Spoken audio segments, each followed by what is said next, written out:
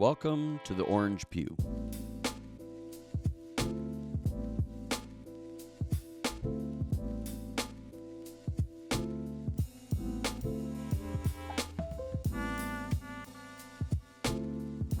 Hello, everyone, and welcome to the Orange Pew. We took a Christmas break and a New Year's break. So Christmas was good. Merry Christmas and Happy New Year, Happy everyone. New Year. And we're back. It's 2025. That's great. And people have told me that they've missed. Actually, I haven't missed this Orange Pew, though. It's still as uncomfortable. Mine's a little comfy. Is yours comfy? We try to make it comfortable for our guests. So our guest today, so welcome back, everyone, to 2025. This is our first edition, January. We're going to try to get these out on the third Sunday now of the month. This is for CLA, our church, and our network. And today we're super happy to introduce our January guest, Andy Gabruch. It's great to be with you all. Welcome, Andy. So Hi, Welcome CLA. to the Orange Pew. yes, and Andy has just written a book, and we're going to talk about this. Great. It's called Infobesity. Congratulations, Andy. Yeah. Thank you, I mean, guys. it's massive. To get your you got your doctorate like just 2 Yeah, years that's ago, right. and then you write And a then book. you took your doctorate and Crazy. turned it. That's kind of like Jim Crusoe. We had Jim on, and Yeah. he did similar thing. Yeah, what's interesting with the book is I had an opportunity to land a book contract with Wimpfen Stock in the States in Portland. So it gave me an opportunity to make it available for everybody in regards to just living in a information overload world and tech savvy world. So glad to be with you all. The title was very interesting, Andy. Infobesity. Mm. Can you explain that? No, we're gonna get that. We're gonna. You still want to do an introduction of Andy? So I'm first, diving in too deep. First, we're gonna back up. introduce. So, Andy, you are a minister, and you and I crossed paths a long time ago when you were my youth pastor in A very long time West ago. Kelowna. Andy still had trauma around those days. How many years ago was that? I came to West Kelowna in 2008. Mm-hmm. Was there from 2008 to 2014. Yeah. It was a great journey. Actually, I loved our time in West Kelowna. And I think that time kind of propelled Anik and I. So I have 4 kids. Yeah. Introduce your family. Yeah. So married for 20 years to an awesome lady, French sassy girl named Anik. Been with her for, it seems, great times, of course. And we do ministry together. Mm-hmm. And then we also have 4 kids. One that's at Summit. Yeah. My oldest, her name's Isabel. God bless you, Summit. Yeah. And then I have a grade 12. His name's Joe. Grade 8, Ben. And grade 7, Samuel. And so I'm in this stage of life where I have young adults and teenagers. That's who we are. And I'm a pastor in Vancouver. Used to be called Vancouver Chinese Pentecostal Church. And it's right on Main and 18th. So think of Science World. It's just up the road from Science World. And lots of young adults, lots of young families, Northern Hollywood, 55,000 people from walking distance from the church. And you actually have gone in there recently. That's correct. And you changed the name. So it's no longer Vancouver. Chinese Pentecostal Church. Yeah. That's What right. did you name it? What did you guys? Yeah, so we went through a discernment process and we ended up calling it Home Church. And the acronym for home means Hope on Main and 18th. And that hope is a person named Jesus. So hope for our great. nation, hope for our marriage, hope for my family, especially Vancouver. It's a little quirky when it comes to relationships. So think of very affluent area of the world, but just relationally lonely. Right. Almost lots of deficiencies in relationships. So we wanted to offer hope to our neighborhood by finding home, which is Jesus who lives in our hearts. And so that's kind of the acronym of what Home Church stands for. And it's a revitalization. We're not here to talk about revitalization. After you left Kelowna, you were at the district office of the POC doing overseeing youth and young adults. And actually, you attended CLA. That's so right. some people will look into the camera and they'll be like, "Hey, I know that guy." And your wife led worship here, and Loved our time at CLA. And you were on the board. Yeah, and I you was were on the board. here. Yeah. for I a was while. basically Derrick's boss. Yes, you were. And All of our bosses, Andy.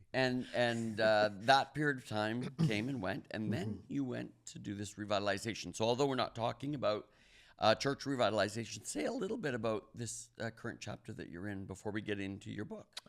Yeah, local church is the hope of the world. Like, just Amen. love local church. Like, the more you look, life, the more you think of life, the local church should be the best place on earth. Yeah. It really should be. Amen.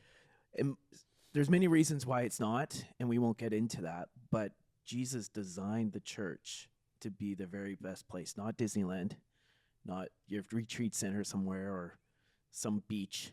It's the local church. So Anik and I gave in our life to the local church, and it's been a great journey. And my whole family's involved. I love that too. And how old is the church? Because it's been around for a long time. Yeah. The church that you're in. Correct. So last year we celebrated 75 years of ministry in Vancouver for Chinese Cantonese speaking people. Amazing. And this little church took a step of faith to say, hey, we have good years of 75 faithful ministry years here that we actually want to now reach our neighborhood and our community. Because you are not ethnically Chinese. That's correct. You don't speak Mandarin or... I don't look Chinese, do I? you don't speak Cantonese or Mandarin. So why did they go with you, and what have you been able to see in the last couple of years? Yeah, they took a step of faith. Honestly, it started with a story. I was part of a other local church in the city, and someone invited me for coffee down on Main and 18th. Now, if you love coffee or you love to eat, that's one of the best places in Vancouver to eat. Star Medallions, some of the best world coffee is in that area. And so I had coffee with a friend in that area. It was on a Sunday. It was mid-April. And the place in the area was packed. There was hundreds of people walking up and down the streets, having coffee, enjoying the entertainment life, enjoying the meals there. And I'm like, man, this is amazing. And so over coffee, one of my friends just simply said, like, hey, what do you want to do? And I said, I want to reach every single person here. That's why I'm in Vancouver right now. I want people to experience Jesus like they've never experienced Jesus before. And they're like, you should talk to VCPC because they're thinking of that. I'm like, no way. They're not thinking that. I'm not Chinese. As you guys know, I don't speak a word of Cantonese. In fact, I know a little bit of Mandarin, and which is ni hao ma, means how are you? Like I know nothing. And that actually started a journey. And the church was like, we think this is the move forward. What's very interesting too is I got 100% vote yes. Not to me, but what I represented, Yeah, which was the neighborhood. Yeah. Young families, neighborhood focus. Let's reach these 55,000 people. And at the same time, honor Cantonese speaking ministry. Sure. Because there's people coming to Vancouver like there's never before. So we want to be open to all, but also to focus on our Cantonese ministry heritage and history. So we still have Cantonese small groups and Cantonese outreach and a service as well. And we will continue to do that. But it's been pretty cool to see how God has moved us from a monocultural church to be a multicultural neighborhood style church in the city. And that was part of the vote, right, Andy? Like that's part of the like vote. not just you, but it was That's like correct. we're gonna morph this thing and change it, and that was the 100%. They were all ready for that. Yeah. They were saying yes, not just to me. They're saying yes to the vision of shifting from a monocultural But sometimes people don't city. know what they're saying yes to. Correct. So did they really understand what you would be bringing, the change that you brought?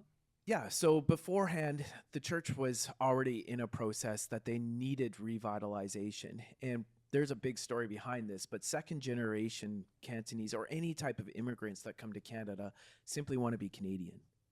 So next generation, third generation. And in most contexts, when you have a monocultural church, sometimes they'll stay, but in most cases they won't, and they go to different churches. So the monocultural revitalization process needs to think neighborhood, needs to think of being the hope of the world, the best place on Main and 18th in my context, for example. So they were already priming the discernment realities of like, we need to change. If we don't, we're going to die. And they were at that point where they're like, either you change or we're going to lose this whole 75 years of history to a developer or to another church or whatever that looked like. And so when they were saying yes, it was very clear that we were going from monocultural to neighbor. And how many nationalities in the neighborhood are you talking about? Are we talking about 50? Yeah, I would talk about 50. We did a neighborhood assessment after I was there, and it has shifted a lot in the last 10 years. So the first primary language was actually Chinese 10 years ago. So that area was quite residue with Chinese. But as you become second generation, third generation, you become more Canadian or English or Caucasian in context. So it's actually flipped. So even primary languages from Chinese or Spanish has moved to English and more affluent. So because the area is affluent, some families move out as well. So the whole dynamics and the demographics of the church has changed. And if you're listening to this, if you're from the city, you know that nothing's free. Nothing's free in the city, even the air. Like everything costs. So just offering events or offering services or offering ministries to offer hope, people are like, this is free? Like, are you sure about this? Like, can I give you an offering for this or different things? So one example is Car Free Day. We don't have that here in the Lower Mainland, but in the city they do Car Free Days, and it's a celebration and whatever, and it's right on Main and 18th. All the streets shut down, and 15,000 people come into those streets from 12th to 22nd. So we're right in the middle. And their headquarters for Car Free Day is right in that street. So we said to them, hey, why don't you use our building? This was last year as an experiment. Great. That's what I would say too. Like, we're off a little topic here, but revitalization needs to experiment. You need to try new things. Yeah. Don't go back to whatever. Great. Everything's contextualized and neighborhood focus, especially in the city. I don't know if that should be outside of the city, but neighborhood becomes a big key in the city. So anyway, we're like, open up our buildings. We're like, use whatever you want. It's on a Sunday. People are walking in and out. I have every type of person in Vancouver in my church that day, walking in and out. Beautiful. It's being part of services, whatever.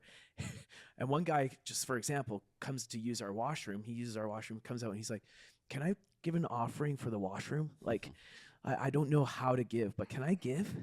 And it's like that all the time in the city. Like, you're doing this for free? Why? Well, there's got to be a catch. Nope, there's no catch. Our only agenda is to bless and to serve and let God do the rest. So anyway, the key guy that used our church for Car Free Day, he's like, next year, like, I know you have services. It looks like Car Free Day is going to be on Sundays. This is this is the hottest news, so I shouldn't release this publicly, but I will. And he said, what would it look like if we used your building, but we gave you an outdoor stage, and you could have church right on Main and 18th when people are walking up and down the street? So I was part of the district, and my History Maker days come back. So I'm like, of course. I said, would you be okay if we drove in a big tractor trailer stage and have everything there ready for you? And he's like, yeah, we'll offer it to you for free. Like, that's the prime property. Like, it would take thousands and thousands of dollars to make that happen. Right. And they're offering a church free prime location to be Jesus in the community, right in the heart of Main Street, which is highly affluent. Riley Park, Mount Pleasant, right there, just because we want to bless. I was blown away. And I think that's where God shows up. If you bless, you experiment, you see where it goes, and you focus on, not on the wins, you focus on the doors that God opens, and you just go for it. So September 15th to 2025, we're supposed to have an outdoor stage for the whole day. So we'll do kids stuff, we'll do an English service, we'll have a Cantonese service inside, but we'll have teen things throughout the day. We'll try to bring in bands and speakers throughout the day too, rotated in and out. And 55,000 people. that was part of your revitalization too. It was not just a name change outreach, but also kids and youth. Correct. And I know your kids got involved in leading youth, and you've had water baptisms coming from that. So well done. We're proud of you. Good job, Yeah, Andy. God's been kind. It's a grind, but God's been kind through the whole process. You're a good pastor, Andy. So we sent Josh Yee, right, from Summit. Yeah. And right after his first Sunday being with you, he was like, I'm in love, Doug. This place is The real thing. great. The real thing. They're Yeah. really doing it. Yeah. So good job, Andy. Yeah. Thank you, guys. And we'll see where it goes. Now, the reason I wanted you to come was because you just did this new book called How to Be a Follower of Jesus in an Information Overload World, Infobesity. So first, let's talk about why you wrote this book. What truth gripped your heart to get you to write this book? Yeah. So as you know, I was a youth pastor working with Next Gen for most of my life. And I realized that digital information was distracting people from their well-being and faith. And I saw it in many different ways. So these are people who love Jesus, who read scripture or memorized scripture, who's serving on Sundays or serving on Tuesdays. And I started to realize that their digital practices weren't lining up to their faith behaviors or faith formation. So that was the next generation. And I started to see it not just as a youth pastor, but also at district life. So around 2014, 2015, that word infobesity I started to use, and I would talk about What does it mean? Define it for us. information, or infobesity simply means this. It's being oversaturated with information where it causes information overload or paralyzes you from your purpose. And even though this digital device has given me access to everything, anytime, any place, and there's some great positives to this, right? Right. So I can communicate to anybody, I can do my business, I can read the word, I can do all these things, which is great. But at the same time, it's not being moderated by anyone. There's no regulation, there's no maturity behind it. If I see it as a tool, then yes. But sometimes it turns into an idol where I can get sucked into the entertainment traps of social media and the information overload. An example would just simply be go on Google and say, who is Jesus? Well, I would find thousands of different opinions about Jesus in a matter of moments. Right. How can I filter through who Jesus is through online questions? So what's interesting with digital technology is, yes, there's answers to everything, but not all answers lead to the truth. Right. And as I realized this 2014, 2015, 2016 and on as the Next Gen director, I tried to reimagine discipleship in my sphere of influence to say digital practices become extremely important because we have generations of younger people who are asking their deepest questions, not in relationship with one another, not with mentors or pastors or the local church or even their parents. They're going to digital spaces. So they're typing in how to find a girlfriend. What's the meaning of life? How can I find purpose in this world? And they're being bombarded with information. And then you add social media. So social media is another side of this because social media has different layers of information that's being shared. So you and I are wired to gather information. That information turns to knowledge. That knowledge turns into wisdom, hopefully. But not all information leads to the truth or to knowledge. And how I use this is in Genesis chapter 3. So there is a serpent who twists the truth by using different forms of information. Right. Did God really say that? Right. Selective. Selective, yeah. And when you go on social media, they are sharing information. What I mean by they is digital technology, big companies, to grab your attention. It's called attention economy. So when you're scrolling, whatever you're scrolling on, it is based on your personal practices, ages, and stages of life to shock you, to draw you in. So my grandma, for example, loves social information. That's the first one. Social information is the reason why most people are on social media. It's to connect with friends, family. And for my grandma, it was pictures of her grandkids. Awesome. Until COVID hit. As soon as COVID hit, her digital practices increased. And then she started seeing polarization of political parties, or there was some things about conspiracy theories about Jesus or about everything that you can find. And she would start sharing these things on her social media platforms to the point where we'd have to have awkward conversations saying, Grandma, the shark that you see in Houston, Texas, where at the car in 2017, where the great white shark was taken up by some hurricane, Harvey at the time, and put there, that's not real. Really, Andy? Are you sure? I'm like, yes, it's not real. But I just watched It's a movie fake. called Sharknado. Yeah. Isn't that? And so we call it social information, but it leads to misinformation, leads to disinformation. And what broke my heart as a youth pastor is we are training.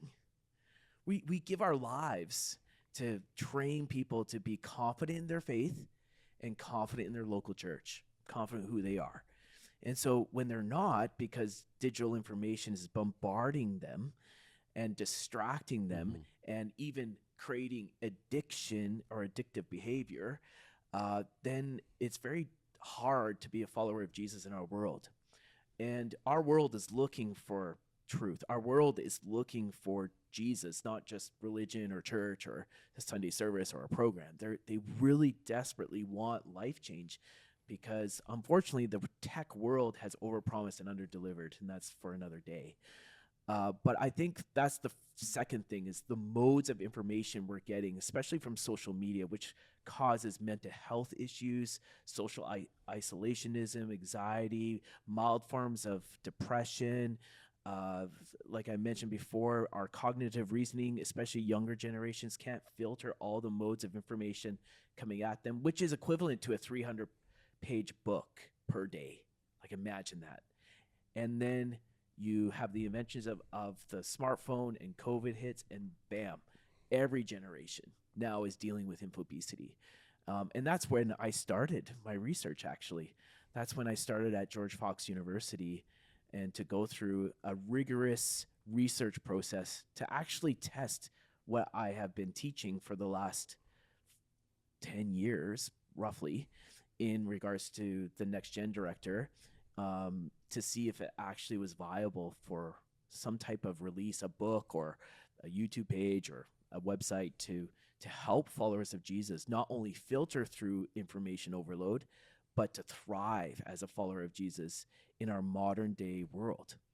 Now, I should mention this, the last piece of this is that as we continue to become more tech savvy, this is called personal technology. So personal technology will continue to increase in our world.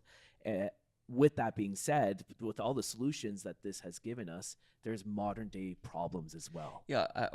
So tell us a little bit about what you discovered the problems were in all of the information, all the social media, everything that's bombarding us. What were the major issues? Yeah, the first one is lack of self-awareness. I remember speaking in front of 600 young adults. I was at a church. I won't mention the name. It's not in the Lower Mainland, by the way. It's not CLA.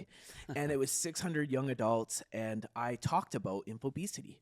And I remember one of the pastors coming to me saying, Andy, that was a great talk. And what we were doing was testing the theory about infobesity, and it was a self-assessment to help people understand their digital practices. But this young adult pastor said, Andy, no one cares. No one cares about this stuff.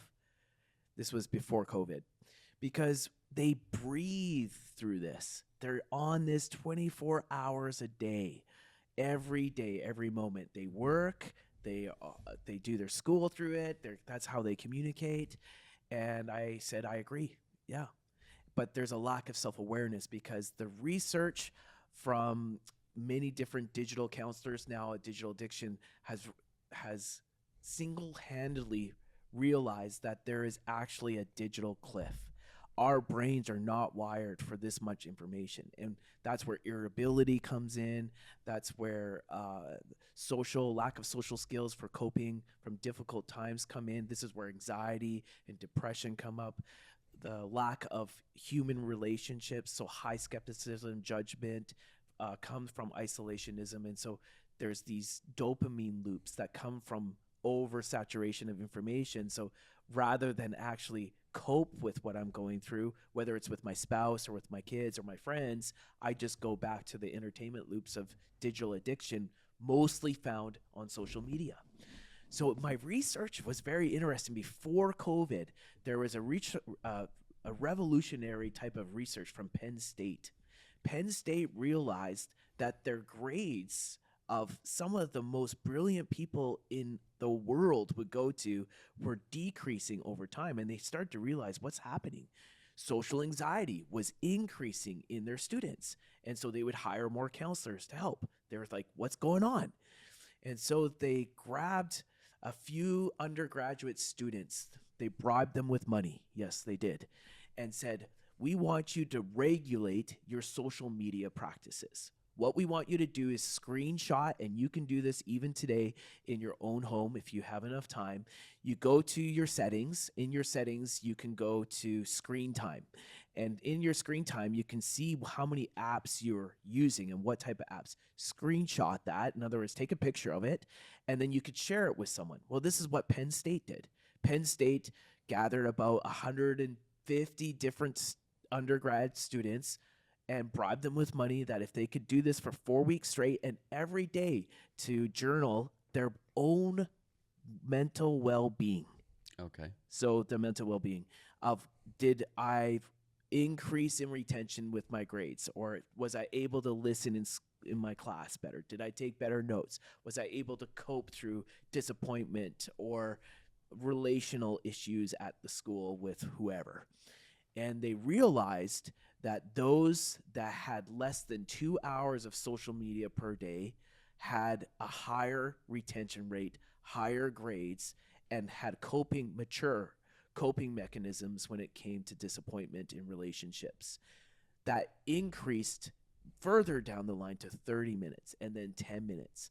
And so after week, they tried to say the first 2 weeks, get down to 2 hours. The week after that, get down to 30 minutes and to 10 minutes. And the evidence was quite alarming. Like, it was very loud. And this was in 2018, where no one was really doing this, as we call it, like a social experiment. This is a quantitative approach. So the research is showing that the longer you're on your phone, on social media, bombarded by information, the more distracted you are, the more anxious you are, the lower your grades are. So you're talking about someone doing pretty good with 2 hours. Yeah, there's like a digital cliff after 2 hours. Like, is that like a day? Per day. Yeah. So what's average? Well, I was just going to ask you, what do you think the average? I don't know. That's why you're here. What do you think, Doug? What's average? What's the average for out of school? So take school and work out of the equation. Yeah. How many hours do you think we're on here? Yeah, I would probably say 5 to 6 hours a day. Yeah, so like on average. Pre-COVID, it was 3.4 hours. Now? A day? Now, yes. Now it's 5.1 and climbing. 5.1 hours a day. Yeah, that includes news, includes video games, and includes social media. So this would be all types of people outside of work and education. So we've seen it. It's in the book. We actually did an experiment, and so did Hate and others, Twinge, which is in the book, which we actually quantitatively approach, depending on what type of variable of platform you are, your mental well-being actually decreases faster or slower over time. So even after 5 hours of research, let's say of education, your well-being will go down. If you're on TikTok, for example, after 10 minutes, it goes straight down. Like, so you said your well-being goes down. What are we talking about here? What begins to plummet? What goes down? You said grades, self-esteem, like what happens? So we, in the book, we quantified and put it in 5 sections. So love God with all your heart, soul, mind, and strength. Okay. So we looked at what does an infobesity heart look like? So that's emotions. So our emotional well-being goes down in regards to security or confidence and insecurity, social anxiety, comparison of what you're looking at, because there is harmful information, including sexual information, that we compare ourselves. It doesn't matter what generation you are now. Polarization of political agendas, those all are being spewed out there. And so the emotional well-being decreases over time. Okay. And then your emotional ill-being actually increases over time. So that would be emotional, the side. The infobesity heart is around who I am in Christ, my identity. So I don't have time to really go with it, but we live in a world that is questioning identity, questioning Right. who we are, and questioning that I can do whatever I want and be whoever I want, whatever keeps me happy. I call that entertainment information. So everything that you are seeing online is meant to entertain you, Derrick. Doesn't matter if it's news or if it's a video or if it's whatever, because it's creating dopamine loops. And unfortunately, as followers of Jesus, navigating an over information world, including our souls, it can actually distract us from our identity, because we put our identity in what makes us happy rather than what makes us whole as a follower of Jesus, even with my church. So if people come to my church, at home church, say, oh, this isn't keeping me happy, I'll go to CLA instead. Oh yeah, CLA, I like this, but I don't like this. And you just jump around because you're looking for something that makes you happy. That's not true. So we become the machine. That's I saw that with young people and even young pastors. Like, oh, I don't like this church anymore. I want to go somewhere better. Really? Come on, man. Just love Jesus and love people. Let God do the rest. So we sometimes create our own dopamine loops, even with God. And so I talk about that with the info-beast soul. Info-beast mind, this is where cognitive reasoning skills tend to shut off. We call it primary and secondary information. So even now, I'm spewing a bunch of things out right now, but we can only handle so much information, basically at a one-to-one conversation. So think of you going driving, or you're with your significant other for a romantic meal. You are focusing on primary information, which is your spouse.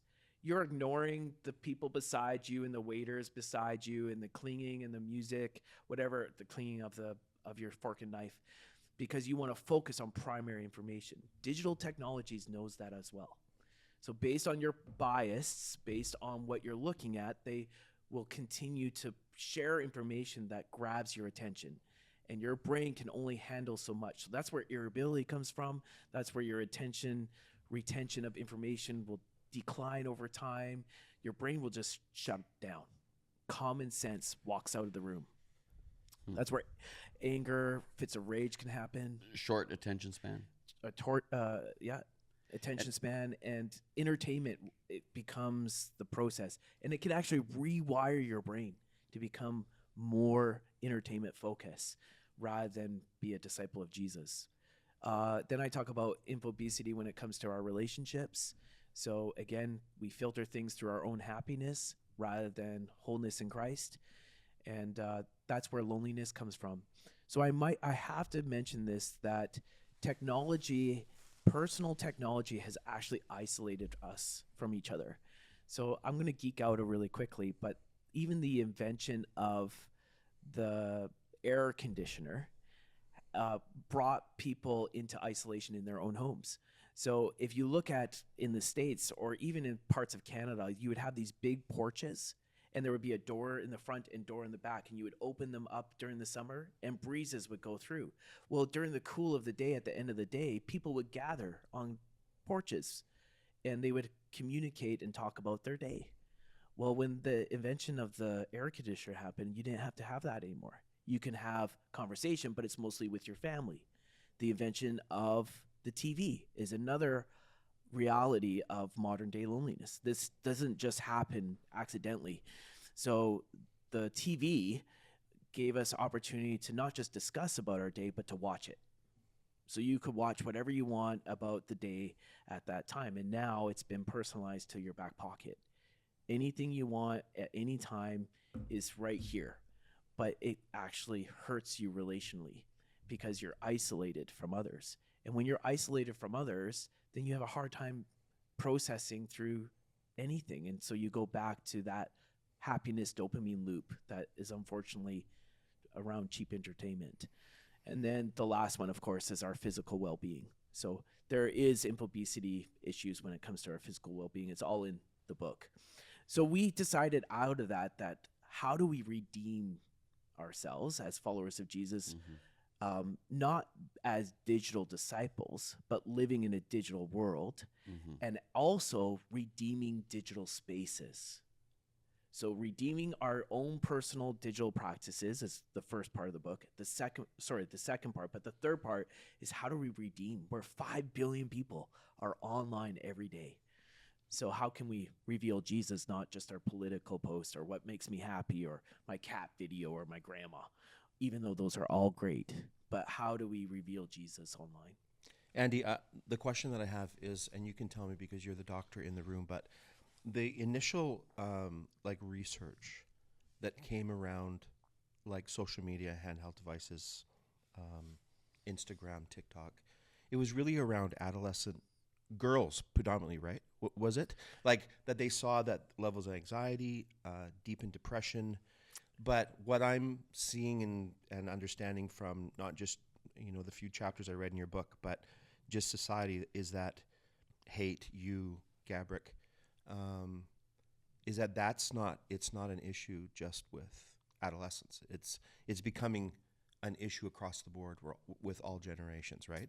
Like, I mean, just like algorithms, loops, the time that we spend online. I think Apple did a research project a couple years ago, and it was on the news, where they used some kind of app they put on the phone, how many times a person touches their phone in a day. 2,300 times on average. That's like scrolling or touching or calling or like just a physical touch. But it's not just an adolescent issue anymore. Is that right, Andy? Yeah, coming out of COVID, we were digitalized in moments. I remember the day. Like, I remember where we had to get 4 different digital devices for my kids. We upgraded our internet. Anik and I got new phones so that we could stay connected. But those things have continued. And so it's not just the next generation or younger generations. It's all generations based on the variables of your life stage. So for younger generations, it's easier to see because they don't have the coping mechanisms yet to actually filter through the mass rage of information coming at them. But for older generations, there's different ways that they're brought in.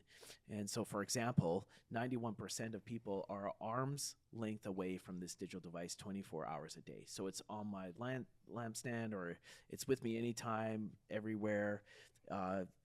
People look on their phones driving all the time, more than drinking and driving, more than drugs. The fines are tripled now. Our insurance premiums continue to go up because people want to get that instant gratification of a text or a note. So FOMO is real, and FOMO means fear of missing out. And so we don't want to miss out from the notifications from our friends or our family members. We don't want to miss out on the world events that we want to know instantaneously. We want to make sure that, when the shark is going down Houston, Texas, downtown, we want to know right away. It's just how we're wired, but it doesn't lead to truth. Okay, so you're the alarm inside your heart and mind when you're working with youth pastors across BC and the Yukon. Was it the leaders that you were concerned about? Was it like, again, the dissidence between, like, okay, what are you doing online, and the growth of sanctification and discipleship in your own life? Was that it? Like, even the leaders? Yeah, it was both. There's a gap between my growing and loving Jesus and the amount that I spend online getting my picture on Instagram. Totally. So I was just at a retreat. Like, I was just at a conference talking about this, but this is nothing new. But confess your sins, he's faithful and just to forgive your sins and cleanse you from all unrighteousness. John said this, one of Jesus' closest friends, in John 1:9. But we need to confess digital sins, because what the reality is that digital sins is private, it's personalized, it's protected. If you have a burner account or you have a secret social media account, many people do. The research is actually quite alarmingly high. And this is not just next gen, where 2/3 or more people have some secret social media account for whatever reasons. And we see that with non-Christian, non-faith based to faith based to people who consider themselves followers of Jesus. But the dissonance is like, oh, digital's not real. I don't need Jesus in there. Like, I'm keeping this private. And that's the danger. So confessing sin is meaning that there's ownership, there's responsibility. I'm not shifting responsibility or blame, but I am moving forward in dealing with my digital addiction. Because social anxiety or minor forms of depression are actually signs that we aren't going to Jesus. We're trying to do this on our own and it's not working. We've over-promised, under-delivered digital practices, thinking that it's the hope of the world. It's not. It's the local church, because Jesus created the local church to be the hope of the world, or the best place to be. So that's the first thing. The second thing is to have a digital Sabbath. This is huge. Mm-hmm. A digital Sabbath where you turn that phone off for 24 hours a day, and you should be surprised. In the research we had 1,500 participants in about a 3-year window, and in all of those they were alarmed. How can I stay off my phone for 24 hours a day? Right. Like, It's a fast. It's a new kind of fast. I call it the practices of Jesus in a digital world. The practice of Jesus is not just a digital detox. I'm happy with that. Hey man, if you can't take a digital Sabbath, then take a digital detox 4 hours a day. Or I call it the 2-2-2 principle. When you wake up, try to stay off your device for 2 hours if you can. And what I mean by that is entertainment. I'm not talking about work or school. If you are on social media, 2 hour max, or a video or gaming.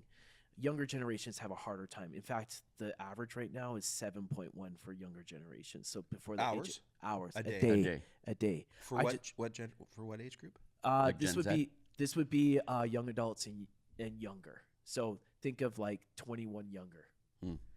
8 hours a day. Wow. And Average. so I want to get into how to help. Mm-hmm. What are we going to do? So Houston, we've got a problem. There's sharks. It's influencing our relationships. We're not Totally. able to have relationships. I've talked to people who are uncomfortable with silence. Yep. So spiritual practices are built on silence. Yep. Jesus went off Totally. in solitude. Yeah. Meditation, prayer, Yeah. worship, word, Yep. all of these things built on solitude. So, we've got a problem. I agree. It's influencing our relationships. It's influencing, as you said, our grades in school. It's causing us to be dissatisfied, thinking that we're living a life less. There's so much Yeah. that is causing havoc, and you've described some of that today. So what do we do? Yeah, so simply it's to move people to the truth. The only way you can shift through information overload, and this, I have to say this, out of all the destructive behaviors that humanity has, we have some type of regulation, right? Smoking, drinking, some type of addiction. But when it comes to our digital devices or digital practices, at this point, there's no moderation or regulation from anyone. So that means you. That means me as a parent. That means me personally. And so that's why I say self-awareness first. Self-awareness becomes really key. Get the book or go online. I'll give you the code. It's called Duco. There is a self-assessment. That self-assessment will help you understand your digital practices, how to respond well, and be redemptive with your practices. So the first one is self-awareness. Okay. But digital disciplines or the ways of Jesus, like confession, Sabbath, digital Sabbath, learning to pray again by disconnecting with the world to reconnect with God becomes extremely important, because truth is not just about abstract truths. Truth is more than just a series of experiences that align with my reality. Truth is more than my personalized truths. Truth is relational. Yep. Truth is a person, and his name is Jesus. And what's even better is that he actually gives us an advocate. And John says this: the Spirit of truth, who lives in you and me, reminds me each and every day when I'm on this thing of how to be like Jesus. So it is those spiritual disciplines that help me to understand truth and to move to truth, which is God's words, not just word, but his words through his word to me. And those become important. But the second one is to deal with that digital addiction. You got to bring down your digital practices, where I strongly encourage 2 hours and leave it there. If you have a hard time, you need to talk to a mentor or a counselor. There's lots of great counselors now that deal with digital addiction. You can talk to me. You can go on our website, infobesity.ca.com, get the book. Like, all those details are there to help you with digital addiction. Even a younger gentleman after this session today, the conference, he is on digital practices on IG, so Instagram, 8 hours a day. He went to his settings. It's 8 hours a day from one platform. And that's so not high. that's not gaming. That's not gaming. It's just That's death not- scrolling. Just scrolling, right? Like just Yeah, and it's based on his preferences. It's based on his bias. So there's like those forms of information I mentioned. It's just that information is being bombarded to him based on his own practices. Okay, so we got about 10 minutes left. We're talking about awareness. Great. We're talking about maybe making alterations to lifestyle and change. Mm-hmm. What do you replace it with? I mean, if we're doing this 8 hours a day, it's destructive to our thinking. What do we replace it with? What does the book talk about? So we did talk about truth, so allowing truth. And if you are dealing with social anxiety, you need to realize that your social anxiety is a slippery slope that will lead you to modern day loneliness. And that modern day loneliness will just want to keep you comfortable and happy, but not whole. You are not designed to do life alone. And anxiety wants to isolate. That's the third thing. Isolate you, keep things private and in the dark. And so you got to just be real with yourself to say, I need healing. I need wholeness. That starts with truth. The second thing we encourage is some type of community. Now, when you do the research, it's quite interesting, Derrick, because people think that they can find good community online. This is how I put it. You can find connection online, but you cannot find transformational community online. that's good. Andy. The reason why I say that is because you're not with people face to face in real day life. When life is stressful and you are dealing with anxiety or depression or whatever you're wrestling through, because you just put a good face on when it's online. Yes, you can be real. Yes, you can have really good connections, but you need both. And Augustine put it really well 1700 years before, is because we're created for relationship. We're created for friendship and purpose. And he says there's 3 different types of friendships. So there's classmate friendships, there's hobby friendships, but then he says the hardest type of friend is to have someone that actually wants to bring out the best in you. That's when they see the worst of you. I call it like a covenant friend or a transformational relationship. It's called the local church. It's pastors. It's a small group leader. It's doing life with people. Like it sounds so simple, but it isn't, because people are highly skeptical as it is. And when your brain is firing and trying to filter through 300 to 600 pages of information per day, you're overwired, man. You're like extremely stressed. You're not relaxed. Right. You're not centered. You're not calm to make good decisions because you're firing at 100 miles an hour where you need to slow down. So that's where relationship comes in. So whoever is listening to this, I encourage you, get involved in a small group, get in a youth ministry, go to church more than once every 5 weeks. Right. Go every week. Well, we've discovered that even with online. So obviously during COVID, a lot of people shifted their practice, their ecclesiastical practice totally. to online, and we improved online, and it's great. I was in Guatemala, so I go online, I get to hear Pastor Bryce preach. But it's just so shallow in comparison to actually being in a room, responding to altar, and you're up at Summit. So the dorms, the opportunity to be in the cafe, the cafeteria, to be in a classroom. I mean, you're actually saying to people, go back to the way it used to be. Yeah, go back to relationships. So one thing we do on our Sundays is we have 3 discussion questions after every sermon. And we say, if you're not part of small group, take this home with you, have a good coffee with your family and friends, and go through the questions to apply God's word to your life this week. Like, that's extremely important. The last part of the book talks about redeeming digital spaces, how to be Jesus online. So this is meant to be a tool, not an idol. So if I can see this as an opportunity to be Jesus online, even if I don't get 400 likes on something, it doesn't matter. My goal in life is to bring glory to God in everything I do. We see that with the Corinth context.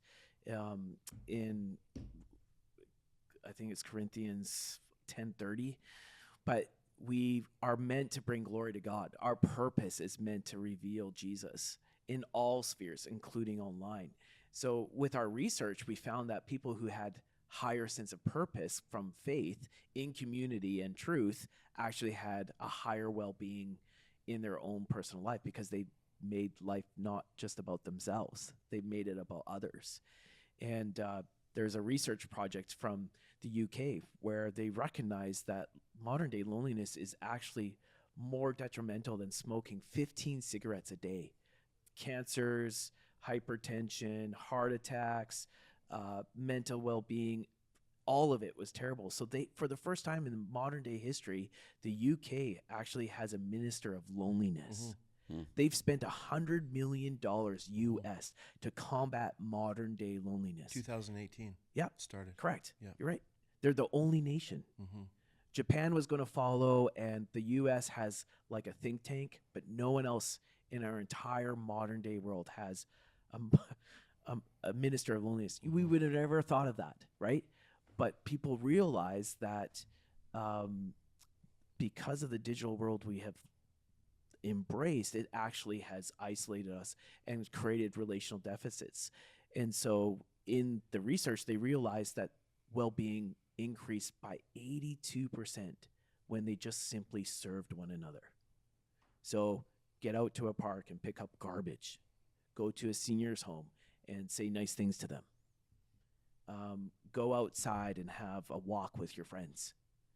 81%, 10,000 people went through that research project, and 81% of them said their mental well-being increased. Social anxiety decreased. Modern day mild depression decreased. Dopamine levels stabilized rather than be these roller coasters of cheap entertainment loops. As we close, touch on the mission side of this. How do you make the world better by redeeming? We're not going to change this. The world is the way that the world is. We learn self-control.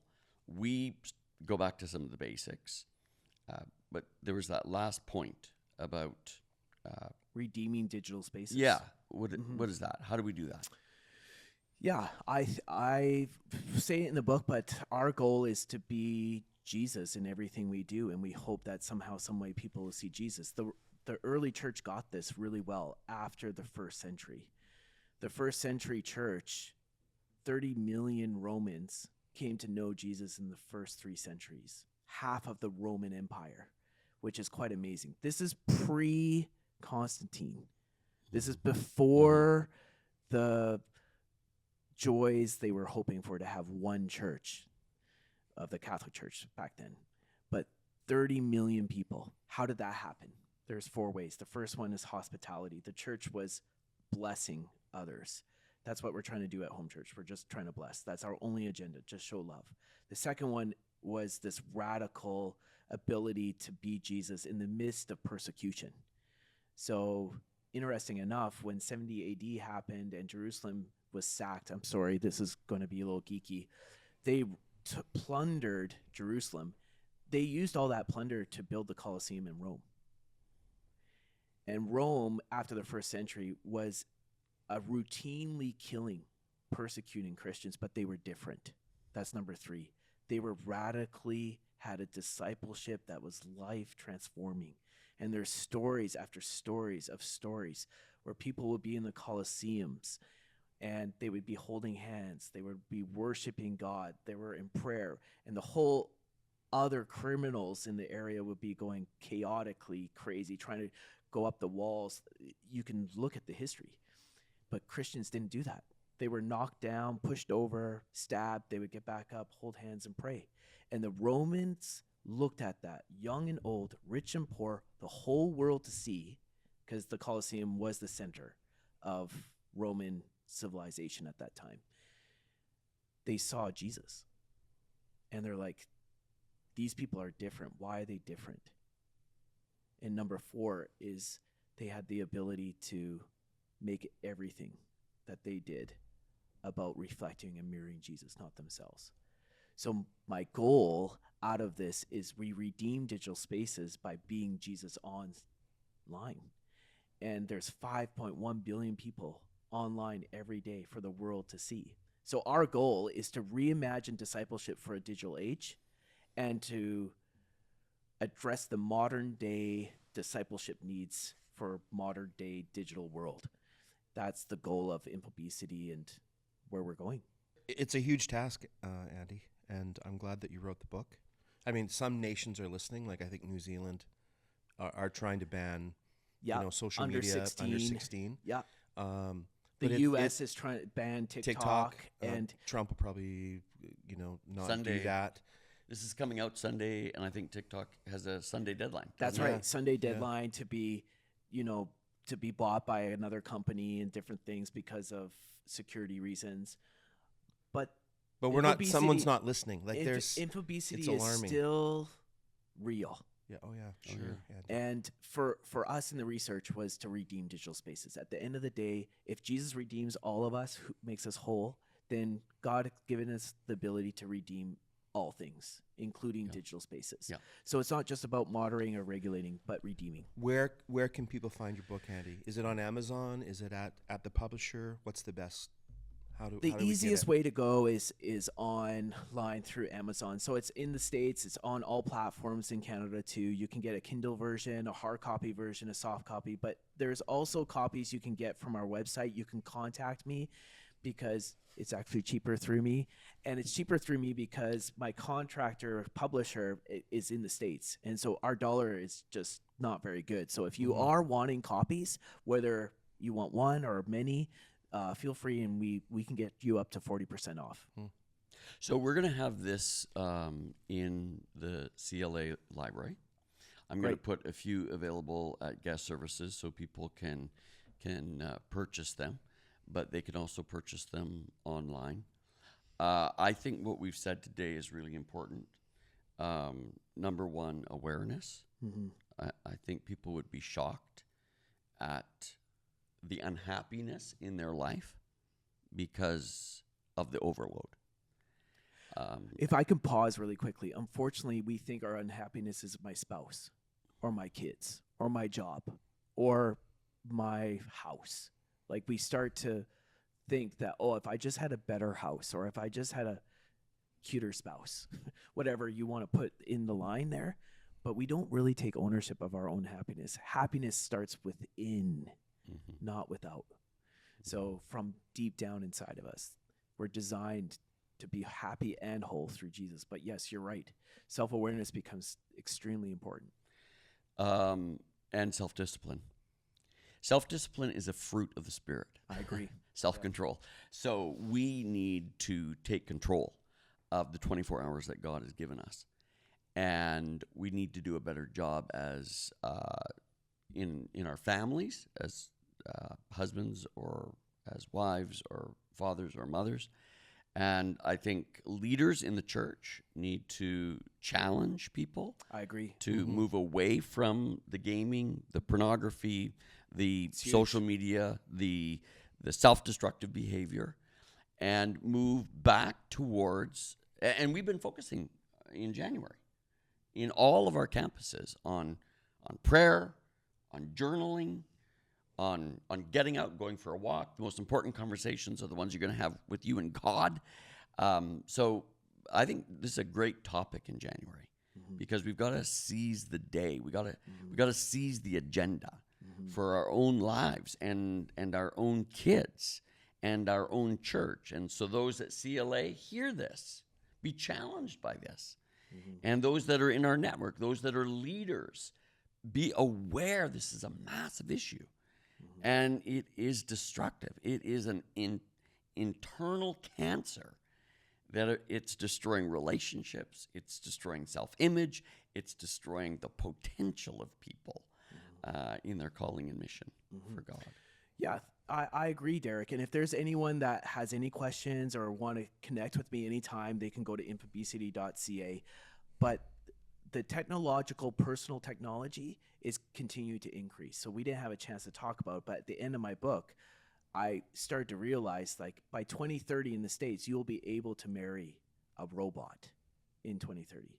Think of that for a second. So that movie Her, is going to become more of a reality. But if you just pause and think, wow, I can marry a robot. Why would I want to marry a robot? Well, it's personalized to all my needs and wants and desires.